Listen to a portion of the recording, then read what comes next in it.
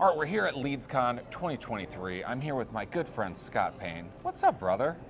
What's up, dude? It's I can't even believe that it's been 3 years. Can you believe that, man? 3 years. really. I haven't even gotten the chance to really like reflect on it, but like we have done hours and hours of Zoom calls, podcast recordings, hundreds of hours, yeah. And at different companies, at different stages, and just like we've done so much together, and it's just crazy how you can have a relationship digitally with somebody, but then you get the chance to actually like face to face. Like, dude, I cannot believe it. 3 years. Like, I don't know how tall you are, or you know what I mean? That's true, yeah. It's I thought that too. I'm like, man, he's a little shorter than I thought he was. Yeah, he's a little shorter. Yeah.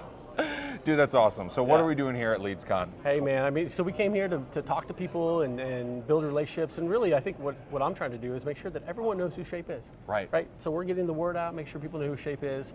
And today we came to the event not really knowing what to expect. Hey, let's show up, let's bring our cameras to see what happens, and come to find out, LeadsCon asked us to, hey, why don't you take kind of the middle of the floor here, in front of the sign, the main sign here, turn the cameras on here, and it turned into that. So I mean, Jimi asked. Jimmy did a great job asking. Asked, absolutely. yeah. I think it was my good looks, but maybe it was that. Maybe it was that. But I think that it proves the point. I've been telling the story a lot about turning the camera on. Like, Right. What's it going to do for you? Right. And here we are. We brought 3 cameras. We'll set up tripods, all the stuff. Turn the cameras on. Guess what? Now we're here showcasing the event, talking to all of our partners, giving them the chance to come in and tell their story, and talk to you. Simple. Microphones, iPhones, record, put an editor on it, and we're going to do it. So, okay. And look, we want to do this at a couple other events, so I think that this is like a great time to say this, is that this is LeadsCon. We're going to put together something really epic for all of LeadsCon, but what we really want to do is we want to do this at every event. Absolutely. And what we can do is we can help to promote not only the event, but also the sponsors of the event, who a lot of times, like the media room. Let's give them a quick view. There you go. A lot of times the exhibitor hall, like we're going to go there and walk through there in a minute, it goes unnoticed, and people are like, okay, well, like if you're a sponsor, you paid all the money to be here. Right. Not only just like the sponsorship costs, paid your people to be here, the hotel rooms, all of it, the travel, all the stuff, and then people don't come by your booth. We want to highlight that, so that's what we're going to do. Right. Okay, I want to ask you. Yeah. Shape Professional Services. Yeah. I would say, actually, let's back up. SDP Solutions comes to Shape Professional Services. So what's that transition been like? It really could not have gone any better. I think that was a lot of my nervousness about something that I'd built over the years, and the team, all of us kind of participated and built in some way, and like disrupting that was really scary to me. But what I found was, I mean, you look at the Shape team, you look at Danny, you look at Anthony, I mean, just the whole team in general, Stewart and Corey and all the guys, Everybody. right? Like, everyone has been so welcoming, and it's funny when you have companies that are aligned in the way that we think. One, we're really passionate about what we do. 2, we really care about our people. I mean, it's so aligned with me and Anthony on that part.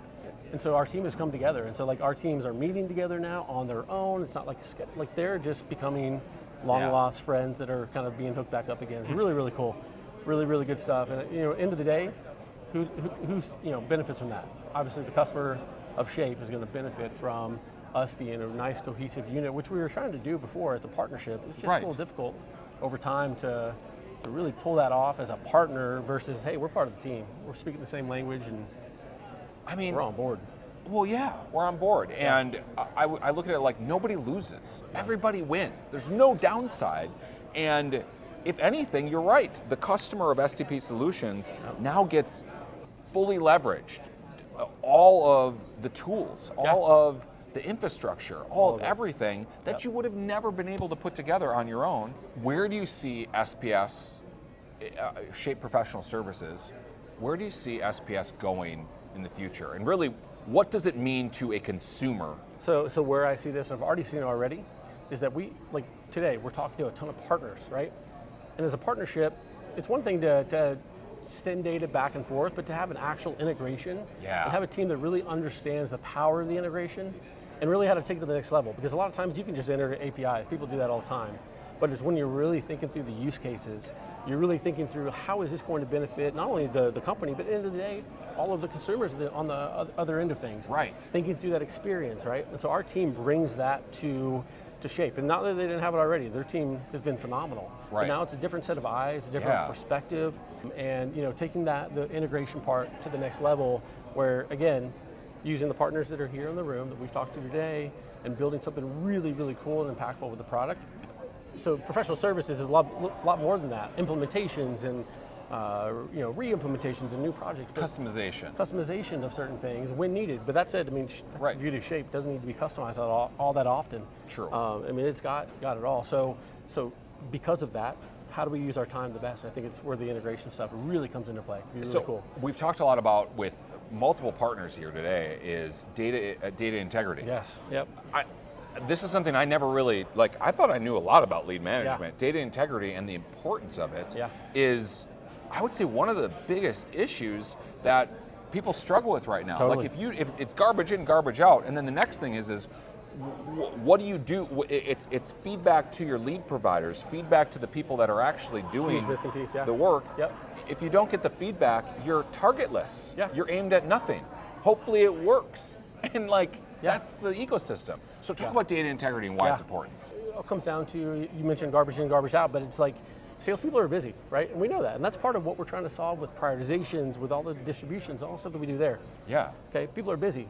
When they get done with a phone call, we need to make sure they're updating the data correctly, right? So, and in turn, when they're doing that, then we're updating those lead providers to say, hey, this thing is working for us, this thing is not. Let's try to optimize and try to find more of these customers. And so if you can find a way to simplify that for the salesperson, which is number one on my priority list as Chief Product Officer, is to try to figure out, it sounds like Dude, I know, me too. CPO, I'm with you. whatever it is. But my main goal is how to simplify for the salesperson. And simplified in the past have been UI, this, but there's so much more here that we can expand upon that's going to give the salesperson, let them sell. That's all we want to do. Imagine a salesperson who all they did was sell. Can you imagine that? As a former salesperson, that is all I wanted to do. Right. Don't you dare make me do paperwork, is the way that I would say it. And truly, it's because I'm bad at it. It's because I hate it. Yeah. And it takes away from everything that I'm naturally gifted at. Yep. It's like it's like putting a person that makes $1,000 an hour to do a $10 an hour job. Absolutely. That's just whatever, that sounded super cocky, but whatever, you get what I mean. Right. If you're a salesperson, you need to sell, and that's it, nothing else. Don't make me think. That's actually where I want to go with this.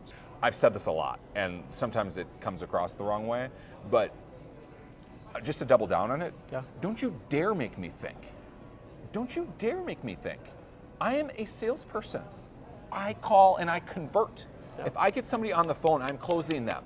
Okay, and we're gonna make it happen. I'm either figuring out they want to buy or figuring out that they don't. Right. Making a disposition and moving on. But that's the thing. What do you do next? Do you have to think about who to call next? Do you have to think about what to do next? Or is it call next lead, call next lead, call next lead? Yep. Translate my passion into how does Shape actually do that? Don't make me think.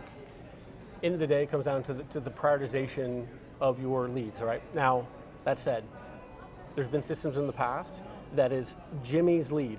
And only Jimi can see it. It's only Jimi's lead. Mm-hmm. And if you wanted someone else to help Jimi, because Jimi needs help, you just heard it. He wants to sell. Right. But there's other things that need to be done. And so the ability to be multi-object, to allow to be assigned to multiple people, have a team of people help you do things, right? Have a junior person who may be an up-and-coming loan officer, up-and-coming salesperson. They need to be able to learn on the fly and use experience. But we don't want to assign Jimi's high-dollar lead over to them. Right. How do we do it? Well, so in Shape, we have multi-lead owner, you can have multiple people. They all have their own priority view. They have their own strategy. They have the ability to see the fields you need them to see. And everybody is pressing call next lead, call next lead, call next lead. And when you're doing that, the power of your team just went through the roof. Dude. Shape brings it all together with that multi-user perspective of it. And that's just the tip of the iceberg. Throwing in lead scoring, thinking about status updates from other systems, whether or not they opened an email or clicked on a link, or they filled out the portal halfway and stopped. Like, all of these things are super powerful for what is the next lead to call. And that's just the thing. So that's why data integrity is so important, is that if you do know that they're opening an email, or you do know that one person didn't watch your video at all, but one person watched it to its entirety, and by the way, they watched it just right now, they just finished, when do you think the best time to call them is? Man, probably right now. Right. And that should go to the top of your list while you're actually making your call session. Absolutely. And that's the thing, is that it's all thought through. You don't have to think. Don't make me think. So What is a chief product officer? Scott Payne, chief product officer. I mean, you need to say it a couple times. It's kind of like, for me too. It's hard to say a little bit. I'm the chief creative officer. That's I think I've said it a couple wrong. Creation. Content, yeah. Yeah, so chief something. But, really to me what it is that, as you probably hear in my voice talking about certain use cases and ways to build things and how to integrate with a partner the right way and how to build things in a way that's scalable, that doesn't cause strain on your company, that allows you to flex up and down if you needed to. Those types of things are the things that I'm so passionate about. I know, man. And so from the product standpoint, I'm already, I'm slowly moving into the role. They have this amazing roadmap, and they have all these products, by the way, that have been built and haven't been released yet. Like, there's just stuff that's there. It's crazy, right? So much coming out. So I'm in the process of learning all of those things so that going forward, I can help drive that roadmap. And at the end of the day, I'm on the road talking to customers. I'm talking to partners, talking to people. And I'm understanding what are the needs, what are the pain points, and understanding what those are so that we can take advantage of those things or fix those things within the product standpoint. A lot of people get in a room and like, let's build this product. They're not talking to the actual customer. They're 100%. not going through the customer experience and what the problems are. Right. Exactly. So that's what I think I bring, being that I've been a salesperson, I've been a sales manager, I've been in marketing, worked for a software company, I've seen everything. I'm able to tie that all together to build an amazing product going forward on what's already been built on. All right, I think that's a wrap. LeadsCon 2023. Get to see you in person, dude. Love it, brother. Love it, man. This has been good.